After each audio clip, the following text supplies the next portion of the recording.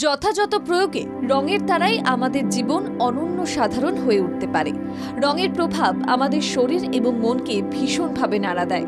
আমাদের জীবনের প্রতিটি অনুষঙ্গেই রঙের প্রভাব লক্ষ্য করা যায়।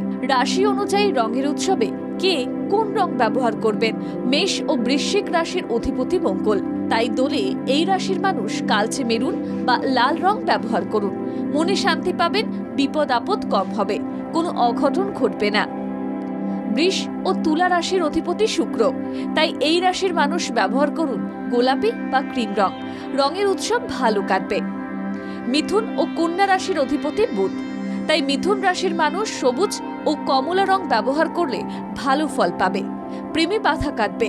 কন্যা রাশির মানুষ সবুজ রং ব্যবহার করুন, নতুন প্রেম হবে। কর্কট রাশির অধিপতি চন্দ্র, সাদা ও কমলা রঙের পোশাক পরলে এই রাশির মানুষদের আনন্দে কাটবে রঙের উৎসব। সিংহ রাশির অধিপতি সূর্য, এই রাশির জাতক ও জাতিকারা সাদা ও লাল রঙের পোশাক পরুন, রোগ জ্বালা দুঃখ কষ্ট থাকবে না। ধনু ও মীন রাশির অধিপতি বৃহস্পতি, এই দুই রাশির জাতক জাতিকারা হলুদ এবং ক্রিম রং ব্যবহার করলে বিপদ আপদ হবে না, ঝগড়া অশান্তি হবে না, প্রেম ও দাম্পত্য জীবনে শান্তি থাকবে। মকর ও কুম্ভ রাশির অধিপতি শনি, আকাশী রং ব্যবহার করুন, বাড়িতে সবার সঙ্গে হইচই করে কাটবে, মনে প্রাণে শান্তি আসবে, বাড়িতে কোনো অঘটন ঘটবে না, পরবর্তী দিনগুলো ভালো যাবে।